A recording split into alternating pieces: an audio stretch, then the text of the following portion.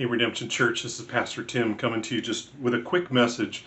And next time we'll continue back in our series in First and Second Thessalonians. But I just wanted to share you in my personal devotion time. I came across First Timothy, and I'm in chapter 1, and I'm looking. He's talking about false doctrine.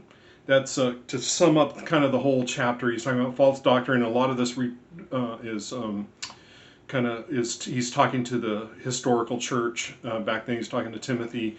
And without getting into the history of what was happening at that time, I would say a lot of this stuff is still going on. And so right as he's talking about false doctrine and people that devote themselves to myths and endless genealogies and promote speculations rather than stewardship, he pauses with this verse in verse 5. And he says this in verse 5, "The aim of our charge is love that issues from a pure heart and a good conscience and a sincere faith." Now, if I'm preaching about correct doctrine, if we're talking about correct doctrine, if we're going to go to a seminar about correct doctrine, most of the time we wouldn't normally think about love. That's a different department, right? That's the love department down the hallway.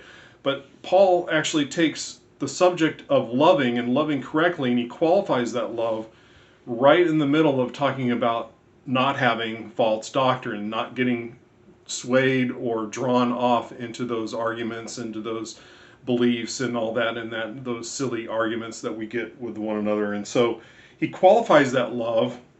Did you notice that? He says, with a pure heart, a love that issues from a pure heart and a good conscience and a sincere faith. So those three things for love: a pure heart, good conscience, and a sincere faith. So that's going to be my admonition to you, is that you carry that love. And then he sums it up at the end. He just says those that keep talking about this, and he even talks about himself, and that Christ came in to save into the world to save sinners, of whom I am foremost. But then he kind of continues with this false doctrine, and he says in verse 19, and I'm continuing, it's in the middle of a sentence there, verse 19, "Holding faith and a good conscience, by rejecting this, some have made a shipwreck of their faith." And so that's my charge for you, to you, is to not make a shipwreck of your faith, not to stray from the doctrine that you've been taught from the Bible. And among that, all this is wrapped, that good doctrine, that sound doctrine is wrapped in love. And that love is qualified by having a pure heart and a good conscience and a sincere faith. So those three things, I want you to be thinking about that this week, that your love carries that: a pure heart, a good conscience, and a sincere faith. And so that's my charge to you and my encouragement to you. All right, God bless. We'll see you next time.